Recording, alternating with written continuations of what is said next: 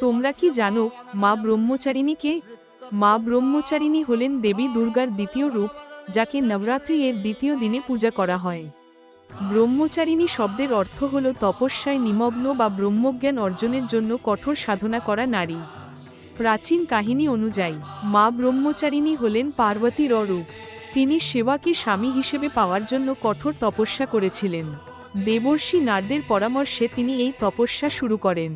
তিনি হাজার হাজার বছর কঠিন ব্রত পালন করেন।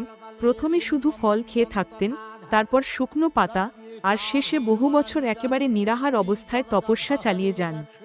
তার এই অসাধারণ সংযম ও ধৈর্যের জন্য দেবতারা তাকে ব্রহ্মচারিণী নামে অভিহিত করেন। তার এই কঠোর তপস্যায় সন্তুষ্ট হয়ে ভগবান শিব অবশেষে তাকে স্ত্রী হিসেবে গ্রহণ করেন। তাই মা ব্রহ্মচারিণী ত্যাগ, সাধনা, ধৈর্য এবং আত্মনিয়ন্ত্রণের প্রতীক। মা ব্রহ্মচারিণীর রূপ খুবই শান্ত ও সরল। তিনি সাদা বস্ত্র পরিধান করেন এবং এক হাতে জপমালা ও অন্য হাতে কোমণ্ডলু ধারণ করেন। তার উপাসনা করলে ভক্তরা জীবনে শক্তি, ধৈর্য এবং মানসিক শান্তি লাভ করেন।